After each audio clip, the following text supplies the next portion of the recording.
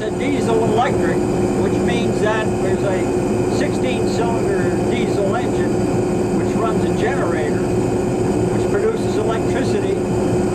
Electricity is delivered to so-called traction motors at the wheels, called trucks, and that's what drives it. And the diesel engine responds to the throttle to produce more power. It weighs 126 tons. It's got 16 cylinders. It's about 1,500 horsepower. Guy, you have anything to add to that? Well, you can tell by the age. Yeah? This is 1951. This was given to us by the Army. We just restored the exterior of the Kentucky Club car, which you probably see down there, one of our air-conditioned cars. That's all restored on the outside. And we have a very dedicated group of the 75th Ohio Volunteers, which is part of the Civil War reenactment group. And they've adopted us, and they've taken on the awesome job of restoring two of the older cars that were built in 1928.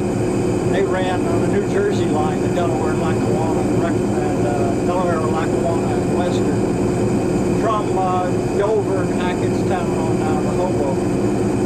They've got the exterior of those cars painted now. Now they're going to do the interior. We've got one on the train this afternoon.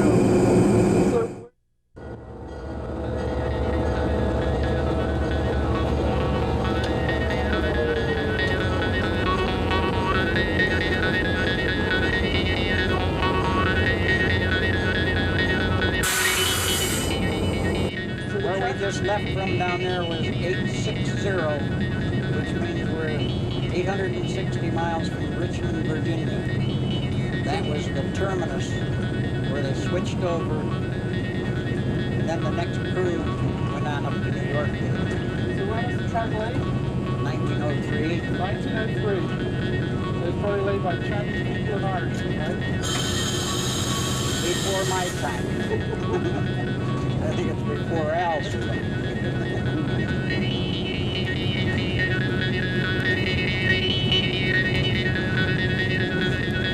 Danced with a gal with a hole in the stocking, and a heel kept a rocking, and a heel kept a rocking.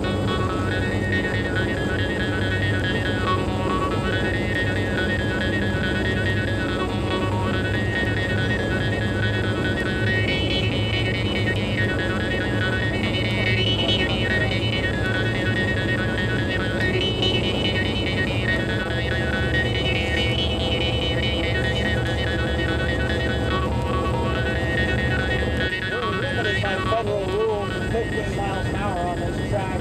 We run about 12 miles. Get your chest to look around.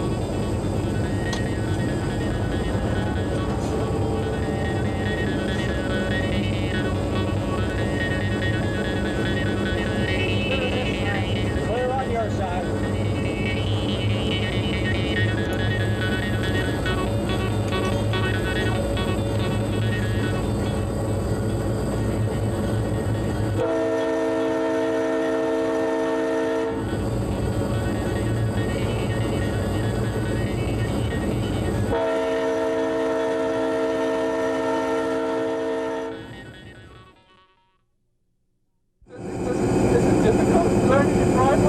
Not really, no.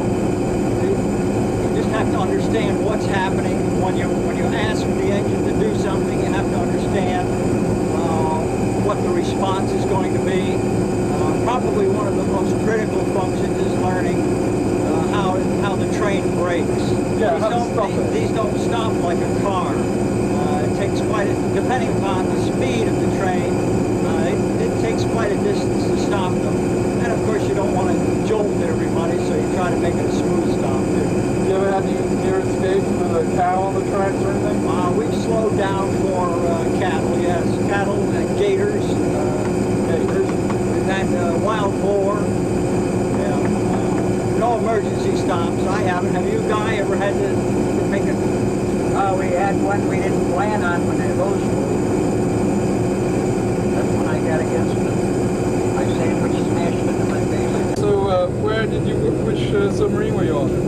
Well, I was on the Vicuna and the Hawkbill hawk built? The Vicuna now is a museum up in New Jersey, or not New Jersey, in Penn's Landing in Philadelphia. Lovely. They saved several of the old subs.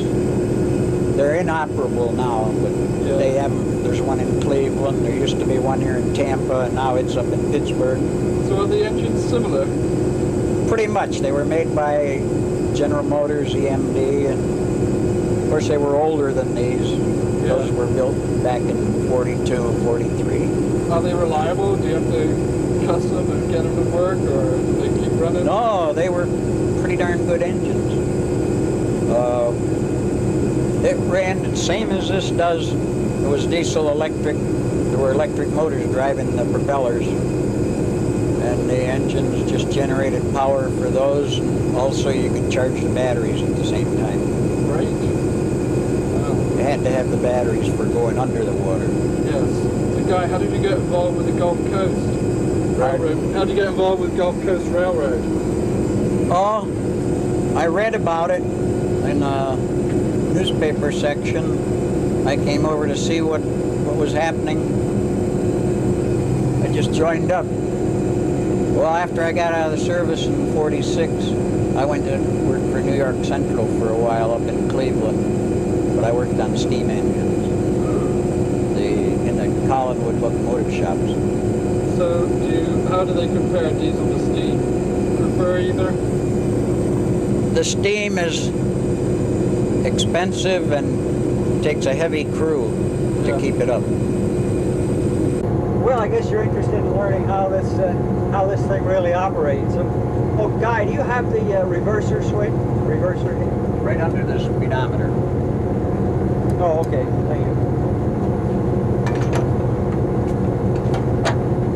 That's a reverser switch. When the engineer leaves his seat, he either hides this or takes it with him, and nobody can move the train.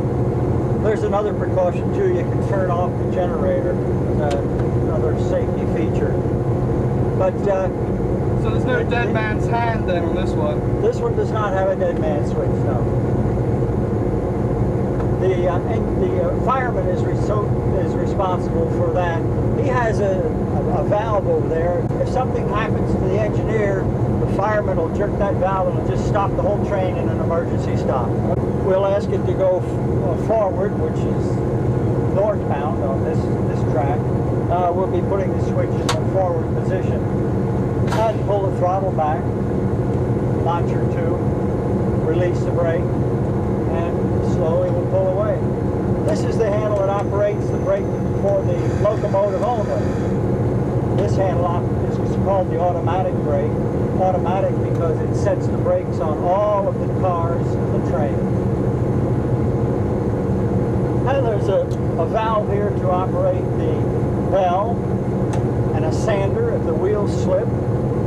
A couple of horns, one for the rear and one for the front. And a series of switches here for lights and generator control. Have some gauges here which help us to monitor the air in the main tank and the air on the brake lines, the air that's operating the brakes of the locomotive. This is an amper gauge up here. 1835 from conductor. Excuse me, I'm getting a call, radio call from the conductor. 1835, over. Looks like about 5 minutes, we'll leave promptly. Roger.